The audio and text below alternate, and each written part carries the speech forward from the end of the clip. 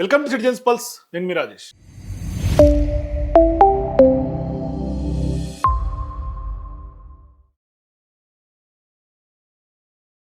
ఇవాళ తెలంగాణ ముఖ్యమంత్రి రేవంత్ రెడ్డి గారిని చూస్తే నిజంగా గత 10 ఏళ్ల కేసీఆర్ గారి పాలనని, కేసీఆర్ గారిని గద్దెదించినటువంటి హీరోగా కాంగ్రెస్ పార్టీ క్లెయిమ్ చేస్తూ ఉంటుంది.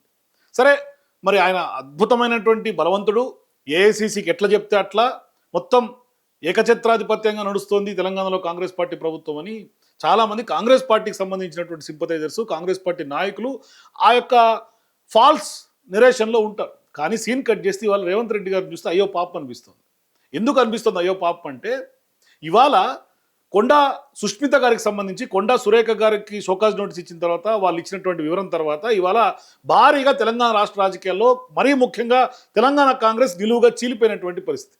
గత కొంతకాలంగా అసలు కాంగ్రెస్కి ఇతర పార్టీలు వచ్చినటువంటి పచ్చ కాంగ్రెస్ పార్టీ నాయకుల మధ్య వివాదం చాలా తారాస్థాయిలో జరుగుతోంది, అంతర్గతంగా నడుస్తోంది. ఇప్పుడు ఒక్కసారిగా బ్లాస్ట్ అయింది. అది మొత్తం నివురుగప్పిన నిప్పులాగా ఉంది. ఒక్కసారిగా గాంధీ భవన్ బ్లాస్ట్ అయిపోయినట్టుగా ఇవాళ బగ్గుమన్నది. సరే, ఇప్పుడు ఆ వ్యాఖ్యల తర్వాత అసలు రేవంత్ రెడ్డి గారు ఎవరు అనే కాడికి వచ్చింది.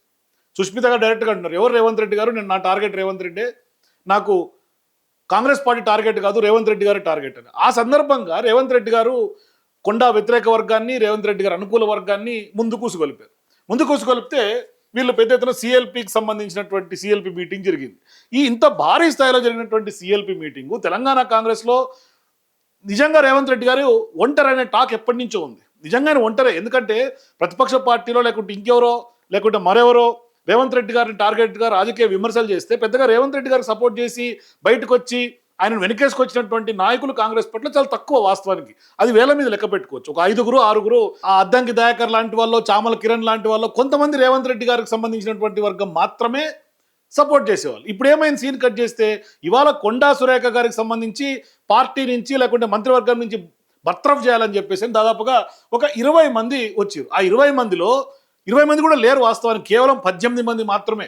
ఇవాళ కొండా సురేఖ గారిని సస్పెండ్ చేయాలని ప్రెస్ మీట్ పెట్టినటువంటి రేవంత్ రెడ్డి గారి వర్గం ఎమ్మెల్యేలు, ఎమ్మెల్సీలు కూడా కేవలం 18 మంది. దాంట్లో ముఖ్యంగా ప్రధానంగా చెప్పుకోవాల్సింది నాయని రాజేందర్ రెడ్డి, కేఆర్ నాగరాజు, బీర్ల ఐలయ్య, మధుసూదన్ రెడ్డి, రేవూరి ప్రకాష్ రెడ్డి, దొంతి మాధవ్ రెడ్డి, మందుల శామ్యుల్, వెడమ బొజ్జ, వేముల వీరేశం, అట్లాగే మనోహర్ రెడ్డి, అట్లాగే కూచుకొల్ల రాజేష్ రెడ్డి, బత్తుల లక్ష్మారెడ్డి, బాలు నాయక్, మరి అట్లాగే వీర్ల పల్లిశంకర్, కుంభం అనిల్ కుమార్ రెడ్డి, చిక్కుడు వంశీకృష్ణ, బల్మూరి వెంకట్ ఎమ్మెల్సీ, అట్లాగే బసవరాజ్ సారయ్య ఎమ్మెల్సీ.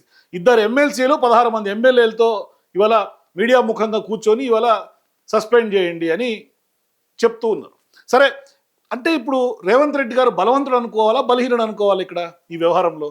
ఎందుకు అంటే విమర్శలు చేస్తే మాట్లాడడానికి ముందు రారు.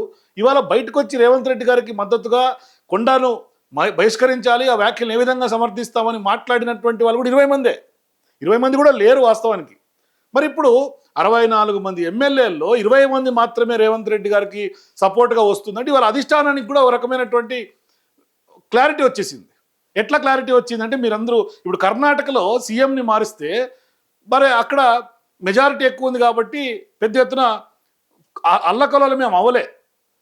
కానీ ఇక్కడ ఇప్పుడు రేవంత్ రెడ్డి గారు కనుక ఏదైనా ఆ విషయంలో జరిగితే, వస్తున్నటువంటి ఆరోపణల నేపథ్యంలో ఏదైనా జరిగితే, సుష్మిత గారు చెప్పినట్టుగా సీల్డ్ కవరో ఇంకోటో మరోటో అటువంటి సంఘటనలు ఏమైనా జరిగితే, మీనాక్షి నటరాజన్ గారికి సంబంధించి అటువంటి రిపోర్ట్ ఏమైనా ఇప్పటికీ అధిష్టానం చేతిలో ఉంటే పెద్దగా భయపడాల్సినటువంటి పని ఏం లేదు. ఎందుకు అంటే రేవంత్ రెడ్డి గారికి సంబంధించినటువంటి ఆయన మద్దతు వర్గం ఎమ్మెల్యేల సంఖ్య క్లారిటీ వచ్చేసింది.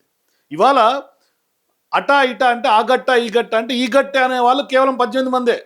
ఇక్కడ క్లారిటీగా అదే కనిపిస్తుంది కదా. మరి అయిపోయి ఇంకెక్కడ 64 మందిలో 18 మంది అంటే మిగతా అందరూ కాంగ్రెస్ పార్టీతో కొనసాగుతారు కదా. ఇవాళ కొండా సురేఖ గారికి సంబంధించి ఆ లెటర్ మీద, కొండా సుష్మిత వ్యాఖ్యల మీద ఇప్పటిదాకా సీనియర్లు ఎవరూ మాట్లాడలా. ఇవాళ రేవంత్ రెడ్డి గారిని వ్యతిరేకించినటువంటి సీనియర్లు చాలా ఉన్నారు. చాలా మందికి అసంతృప్తి ఉంది. ఇప్పటికి కూడా రేవంత్ రెడ్డి గారు అంటే అసంతృప్తి బట్టి విక్రమార్క గారికి ఉండొచ్చు, మహేష్ కుమార్ గౌడ్ గారికి ఉండొచ్చు, ఉత్తమ్ కుమార్ రెడ్డి గారికి ఉండొచ్చు, జగ్గారెడ్డి గారికి ఉండొచ్చు. వాళ్ళందరూ పైకి నవ్వుతుంటారు, ఒకటే స్టేజ్ మీద కలగోలుగా మాట్లాడుతుంటారు తప్పితే వెనకలకు పోగానే అదే అంటారు కదా, కడుపులో కత్తులు పెట్టి పొడుచుకుంటుంటారు అని రేవంత్ రెడ్డి గారే అంటుంటారు. ఇప్పుడు సేమ్ కాంగ్రెస్ పార్టీలో కడుపులో కత్తులు పెట్టుకొని పైకి నవ్వుతుంటారు, కడుపులో కత్తులు పెట్టి పొడుచుకుంటుంటారు. ఇది కాంగ్రెస్ పార్టీ అసలైనటువంటి కల్చర్. ఇది ఇవాళ కాంగ్రెస్ పార్టీలో అసలైనటువంటి వ్యవహారం బట్టబయలు అయిపోయింది.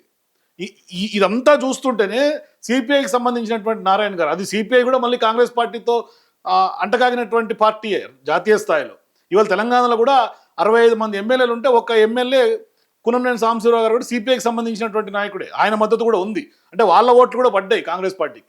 వాళ్ళు ఏమంటున్నారు, కాంగ్రెస్ పార్టీలో సవితి పోరు నడుస్తోంది అని చెప్తున్నారు డైరెక్ట్గా. అంటే కాంగ్రెస్ పార్టీ నేతల అంతర్గత కలహాల వల్ల రాష్ట్రంలో బీఆర్ఎస్ పార్టీ పుంజుకుంటోంది అని స్పష్టంగా చెప్తున్నారు. అంటే బీఆర్ఎస్ పార్టీకి ఊపిరి పోసినట్టుగా అయిపోయింది. ఇవాళ ఏ రేవంత్ రెడ్డి గారితో అయితే కాంగ్రెస్ పార్టీకి తెలంగాణలో అధికారం వచ్చిందో, అదే రేవంత్ రెడ్డి గారి యొక్క నిస్సహాయత, అదే రేవంత్ రెడ్డి గారి యొక్క చేతగానితనం, అదే రేవంత్ రెడ్డి గారి యొక్క పాలనా వైఫల్యాలు, అదే రేవంత్ రెడ్డి గారి యొక్క రాజకీయ వ్యూహంలో ఉన్నటువంటి వైఫల్యాలు, ఆయన ఓవర్ కాన్ఫిడెన్సు, ఆయన డీల్ చేస్తున్నటువంటి విధానము, ఇటువంటి ఫెయిల్యూర్స్ అన్నీ కూడా ప్రజల్లో వ్యతిరేకత వస్తుంది, పార్టీలో అసంతృప్తి వస్తుంది, ఎమ్మెల్యేల్లో అసంతృప్తి వస్తుంది. అసలైనటువంటి కాంగ్రెస్ పార్టీ కట్టర్ కార్యకర్తల్లో కూడా ఒక రకమైనటువంటి ఆందోళన, మాకేమీ దక్కలేదని ఒక ఆవేదన ఉంది. కాబట్టి ఆయన నిక్కచ్చిగా వ్యవహరిస్తూ ఏ తప్పు చేయకుండా ఉంటేనే మంత్రులు కానీ కింది స్థాయి అధికారులు కూడా భయం ఉంటుంది. ఎందుకంటే 22A సంబంధించినటువంటి భూముల వ్యవహారం విషయం తీసుకుంటే చాలామంది దారుణంగా దాన్ని దుర్వినియోగం చేస్తున్నారు, దాన్ని చెక్ పెట్టలేకపోయారు, అవుట్రేట్గా అక్కడ సెటిల్మెంట్లు జరుగుతా ఉన్నాయని నారాయణ గారు చెప్పేశారు. మరి సిపిఐ రాష్ట్రంలో సిపిఐ భాగస్వామి కాదు, ఎన్నికల్లో కేవలం సీట్లు సర్దుబాటు మాత్రమే చేసుకున్నాం, మాకు కాంగ్రెస్ పార్టీకి సంబంధం లేదని కూడా ఆయన కుండబద్దలు కొట్టారు. ఇంకేం కావాలి?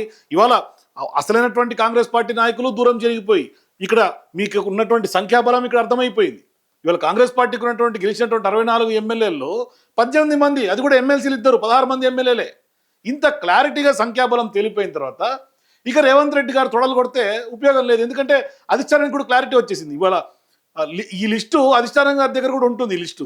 సో ఇప్పటిదాకా కాంగ్రెస్ పార్టీ నాయకులు, రేవంత్ రెడ్డి గారు, లేకుంటే అందరికి ఏమనిపించేదంటే ఇతర పార్టీలో కూడా మొత్తం రేవంత్ రెడ్డి గారి వర్గమేనేమో, ఇంతమంది కూడా రేవంత్ రెడ్డి గారు సపోర్ట్ చేస్తారేమో 64 మంది, లేకుంటే ఇప్పుడు పక్క పార్టీ వచ్చినటువంటి 10 మంది ఎమ్మెల్యేలు వాళ్ళు కూడా తేలిపోయారు కదా. పక్క పార్టీ వచ్చినటువంటి వాళ్ళు కూడా దానం నాగేంద్ర అయినా, పోచారం శ్రీనివాసరెడ్డి గారైనా, పటాన్చెరువు గూడెం మహిపాల్ రెడ్డి గారైనా ఎంతమంది తిరుగుబాటు బావుట ఎగరేస్తున్నారు. సో ఇప్పుడు రేవంత్ రెడ్డి గారి వర్గం ఇంత క్లియర్గా సంఖ్యాబలం బయటపడిపోయిన తర్వాత ఇవాళ అధిష్టానానికి కూడా 18 మంది సంబంధించినటువంటి సంఖ్యాబలం తెలిసిపోయిన తర్వాత ఇక రేవంత్ రెడ్డి గారి మాట చెల్లుబాటు అయ్యే అవకాశం ఎంతవరకు ఉంటుంది. కాబట్టి ఇప్పుడు అది అంటారు కదా, అవతలవాడికి ఏదో చేయబోయి గొయ్యిలో పడినట్టు అయింది పరిస్థితి. ఇది క్రిస్టల్ క్లియర్గా రాజకీయం కనిపిస్తుంది. మరి ఈ వ్యూహం లేకుంటే ఈ యొక్క లాజిక్ ఎందుకు రేవంత్ రెడ్డి గారు మిస్ అయ్యారో నాకైతే అర్థం కాల. ఇది చూడండి, ఇది ప్రెస్ రిలీజ్ చేశారు. Key points: chief minister Revanth Reddy garu denied permission by central government to visit US. Central government అట ఈయన అమెరికా పర్యటనకి వెళ్లకుండా అడ్డుకుందట. అందుకనే CM will return from London to Hyderabad on August 23rd instead of leaving for Boston, New York. New York పోకుండా ఇప్పుడు డైరెక్ట్గా వచ్చేస్తూ CM instruct officials to proceed US tour to sign MOUs with top education institutions like Harvard, Massachusetts institute of technology, MIT, north eastern university and Virginia tech అట. అంటే అధికారులను బొమ్మన్నారట Oxford, Cambridge యూనివర్సిటీకి, British స్కూళ్ళకి, London అకాడమిక్స్కి వాళ్ళని పంపించి ఆ 2 రోజులు వాళ్ళు MOUలు చేసుకొని రావాలట. కానీ ఈయన అటు నుంచి అటు వస్తున్నట్టు. ఈ విద్యార్థుల కోసమో సెంట్రల్ గవర్నమెంట్ సంబంధించినటువంటి ఆదేశాలతోటి ఈయన రాలే, పర్మిషన్ డినే ఏం చేయలేదు. ఇది పైకి కవరింగ్. ఇది ఇంటర్నల్ ఏంటంటే కాంగ్రెస్ పార్టీలో రాజకీయం మొత్తం ఇదైపోతుంది.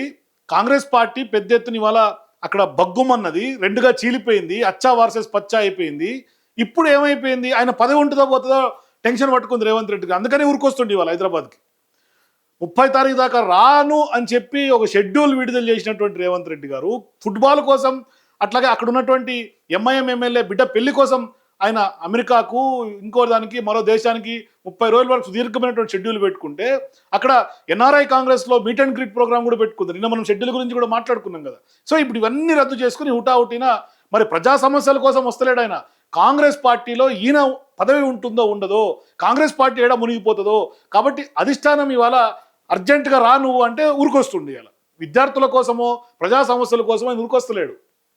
మరి ఇప్పుడు కొండా సురేఖ గారికి సంబంధించి ఇంత భారీ స్థాయిలో జరుగుతుంది, పెద్ద ఎత్తున ఆమెను సస్పెండ్ చేసేయాలి, బర్తరఫ్ చేసేయాలని మాట్లాడుతున్నటువంటి వాళ్ళలో మొత్తం ఇవాళ ఇంకా విషయం ఏంటంటే వీళ్ళు మాట్లాడుతున్నటువంటి విషయము, ఇలా కొందరు పేర్లు చెప్తున్నారు. మున్గోడు ఎలక్షన్ ఏమైందో ఒక ఆయన ఎగిరెగిరి పడతాడు.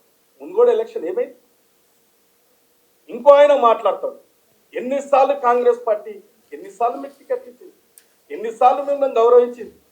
ఇలా కార్యకర్తలు ఏమైపోతారు? మీకు పనులు చేసిన కార్యకర్తలు ఏమవుతారు? మున్గోడు అయినకైనా, సురేఖకైనా, ఇంకో చిన్నారెడ్డికైనా ఎంతమంది కాంగ్రెస్ కార్యకర్తలు పనిచేస్తే మీరు ఈ స్థాయికి వచ్చి? ఈయన వీర్లపల్లి శంకర్ గారు ఈయన కాంగ్రెస్ పార్టీ కార్యకర్తల గురించి మాట్లాడుతున్నారు. అసలు వాళ్ళు మాట్లాడుతున్నదే కదా. ఇవాళ చిన్నారెడ్డి గారు చెప్తుంది కాంగ్రెస్ పార్టీ కార్యకర్తలకి లీడర్లకు న్యాయం చేయమని. కోమటిరెడ్డి రాజగోపాల్ రెడ్డి గారు చెప్తుంది కాంగ్రెస్ పార్టీ కార్యకర్తలకి నాయకుల్ని కడుపులో పెట్టుకోండి, వాళ్ళని మంచిగా చూసుకోండి, వాళ్ళకి అవకాశాలు ఇవ్వండి అని వాళ్ళు చెప్తున్నారు కదా. ఇవాళ ఈయనేమంటాడు కాంగ్రెస్ పార్టీ కార్యకర్తలు కష్టపడినారు, వాళ్ళు కూడా కష్టపడినటువంటి కార్యకర్తలు న్యాయం చేయమనే. ఇవాళ వీర్లపల్లి శంకర్ గారు గెలిచిందే మొన్న.